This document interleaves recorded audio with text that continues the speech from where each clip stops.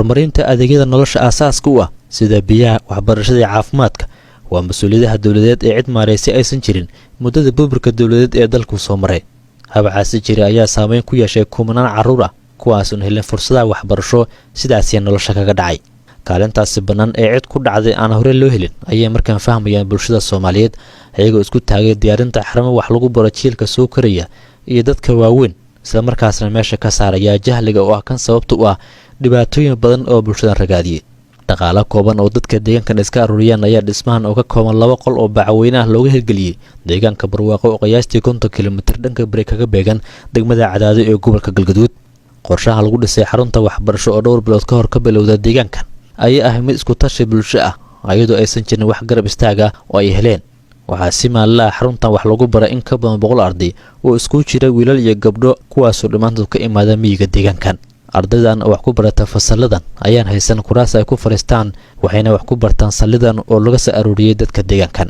maamulka iskuulkan ayaa sheegay in guul weyn laga gaaray waxbaridda dadka deegaankan isla markaasna dadku ay fahmayaan muhiimadda ay leedahay waxbarashadu. iskuulkan waxaan bilownay bishii afaraad 20keedii 2021 sanadkii hore tagay arday badan aan noo qabsoontay oo ilaa gabdho iyo yar yar iyo waaweyn badan.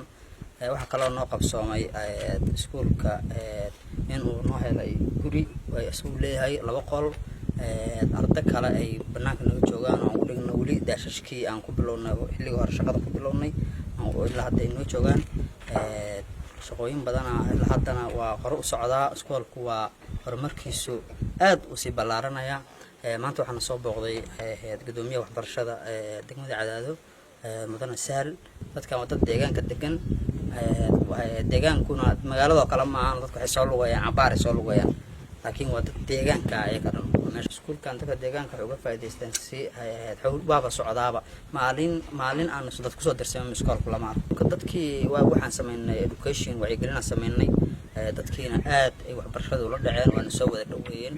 maamulka iyo waxgaradka deegaankan iyo waalidka dadka halkan wax ku baranaya ayaa Galmudug gaar ahaan wasaaradda waxbarashada Galmudug ka codsaday dhamaystirka dhammaan baahida ka jira iskuulkan.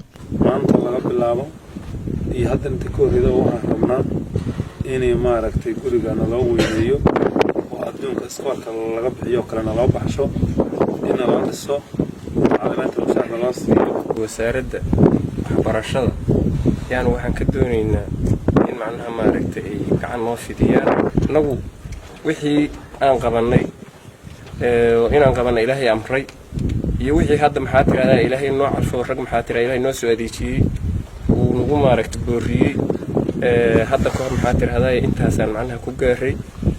maantana waxa weeye codsi waxaan ka nahay wixii baahiyo nahayda waxaan doonaynaa wixii naloo awoodo adduunka ma dawlad ama hay'ad ama dalka wixii naloo awoodan ka doonaynaa.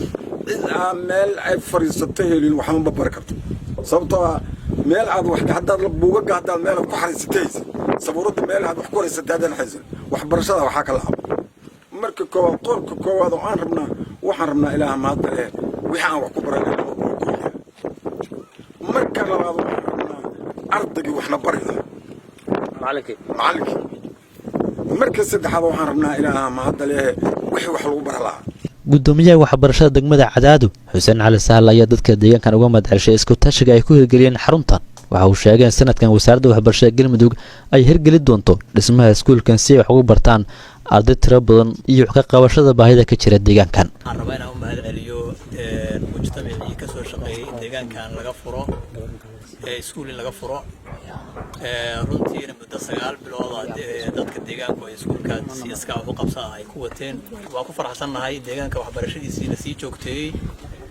runtii waxaan rajeynayaa haddii Ilaahay idmo in deegaanka baahiyadiisa kuwada ugu waaweyn ay ka mid tahay dhismaha in sanadkan ay baahida kuwaad aan ka dhigi doono haddii Ilaahay raado degmada Cadaado markaan ka hadlo iyo wasaaradda waxbarashadaba. waxaan leeyahay haddii intaan aad dhisteen adinku labada qol aad samayseen ardayna aad keenteen agabkii ay wax ku wateen muddo 9 biloodna aan qarash gareynayno insha Allah ta'ala annaguna waxaan qaadanaynaa qaybteena. wasaaradana waxaan u gudbinayaa in qaybta ugu muhiimsan ay ka qaataan haddii Ilaahay raado sanadkan meelaha la dhisay meesha koowaad in laga dhigo sanadkan haddii Ilaahay raado 3 jeer ayaan booqasho ku imid saddexdaa jeer oo imid deegaankaasi joogtay waxbarashada uga socotay waxaana rabnaa in taakulo rasmiya loo fidiyo fursadaha koowaad wasaaradda waxbarashada uga faa'iideyda haddii ilaha yidhaahdo adinkana waxaan idinka rabaa inaad kaalintii u lahaydin ha sii laba laabtaan. deegaanka barwaaqo ayaa ka mid ah deegaanada hoos yimaada degmada Cadaado ee gobolka Galgaduud. Saameynta abaarta ka jirta deegaanada kale ee gobolka ayuu kala sameeyaa, laakiinse bulshada ku nool waxay fahmeen awoodooda isbiirsatay inay tahay tan meesha ka saari karta baahida ka jirta deegaankan.